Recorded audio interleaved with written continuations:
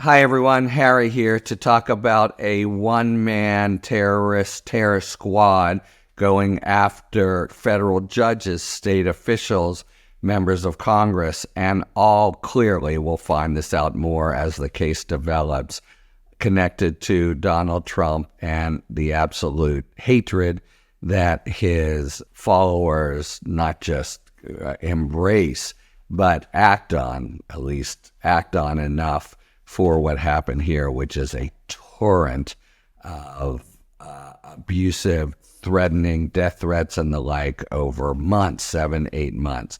Let me tell you a little bit about the conduct for starters. So we're talking about a 32-year-old guy from Nevada who has just left vile and really threatening messages, voicemails, and the like.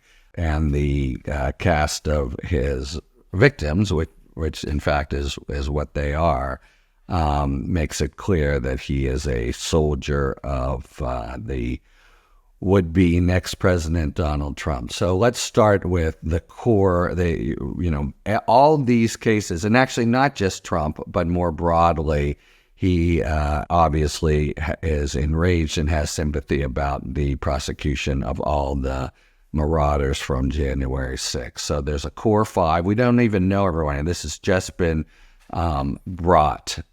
Quick aside here is when you have somebody dangerous and you're a prosecutor, you can take it to a grand jury, and that you have to go through the whole process, or you can immediately bring, as a prosecutor, a criminal complaint, and the defendant then is arrested on that complaint and can be, as he was here, detained, but then you have to show probable cause after to detain. So that's what happened here. So we have really a head-spinning array of victims and nasty rhetoric. We start with 5 judges in the D.C. District Court, and that's the court that has been handling all of the marauders cases, but also some familiar names from Trump himself.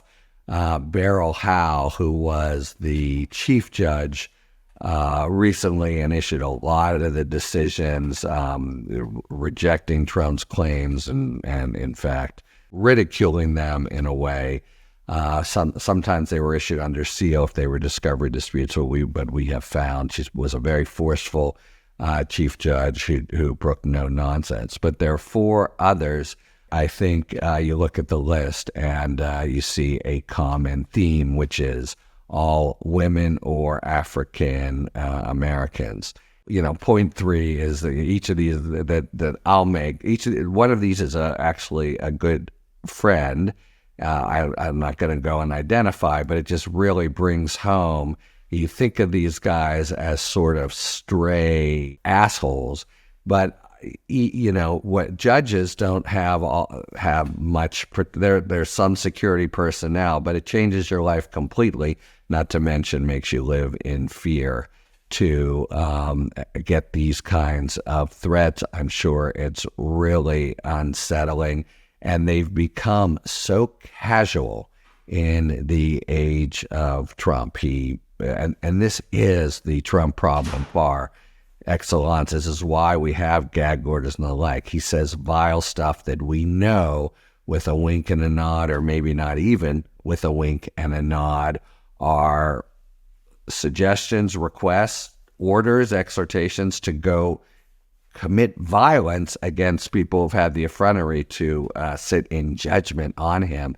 And the lone wolf is the hardest problem to solve, as we just found out in the assassination attempt of Trump. You get a guy crazed up and going after people, and it's really very, very difficult. As the assistant U.S. attorney said at the bail hearing yesterday, the guy's a ticking time bomb.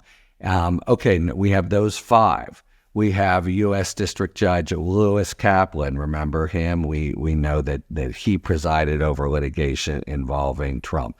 We have Justice Juan Merchan, the trial level judge in New York. They call him Justice, who was presided over the trial of Trump in New York. Kaplan, they remember the extra detail. that Trump was going after Kaplan's law clerk and accusing him of being, and I mention this only because we know there's a general theme. Kaplan's a white male, but nevertheless, who has a real record of that displeases Trump. Alvin Bragg, who brought an African-American man who brought the charges against Trump. So all of these guys. And now we're just and when you have something like this, as I mentioned, where you file the criminal complaint, you want to give the very, very minimum. You're going to have to live with this later. You're probably going to have an indictment later. And so you do just enough to justify the arrest. You certainly don't want to have it dismissed down the line, and to make a case for detention, which the U.S. Attorney's Office in Las Vegas has done here, and detention was granted. The magistrate agreed. So we know just a few, but they were vile, very misogynistic. Here's one to a federal judge.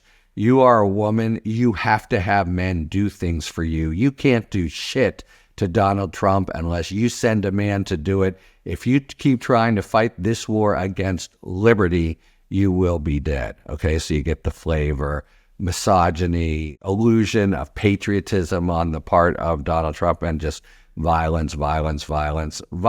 And we've become, again, inured to it. But as Merrick Garland said, when crooks attempted to assassinate Trump, it's an attack on democracy. And this is just an attack on democracy. It's to make people cowed and from doing their job of justice without fear or favor. Same in Congress. We actually recall this. It's a stunning detail that has sort of washed over us. There were some people who said outright that they didn't vote for conviction because they were scared of their family. I mean, that's a total warping force on government. And, it's the very purpose. Don't want to get too Tony and highbrow here, but Hobbes, you form a state because in the state of nature you have all these wild guys who'll do whatever they want, and you need protection against exactly this.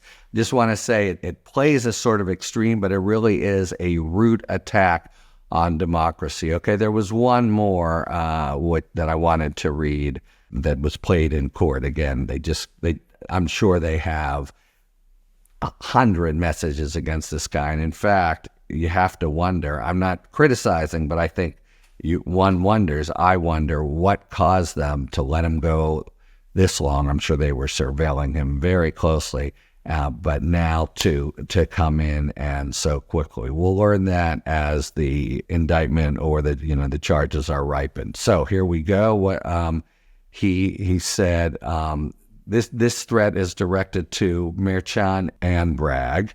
The Constitution will reign supreme when we start executing filth like you. You are a dead man. And then complaining about officials taking hundreds of millions of dollars to politically persecute the president of the United States, right?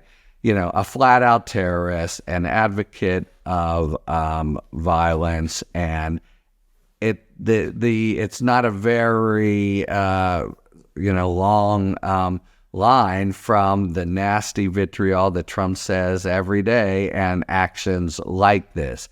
Everybody knows that Trump would hide behind the First Amendment.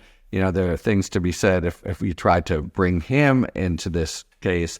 But as a general problem, as a general attack on democracy, as a general concerted effort to disable government from doing their job, especially if the job is judging Donald Trump. These kinds of things really are serious attacks, in addition to being, vile and foul in and of themselves. So you have a statement by Merrick Garland always condemning violence. I haven't heard anything from Trump. This guy's exactly the kind of guy who, good persons on each side, and he would pardon, because he did the one that we don't care that he did violence. What he did was stick up for Donald Trump, and that's the one metric that he cares about.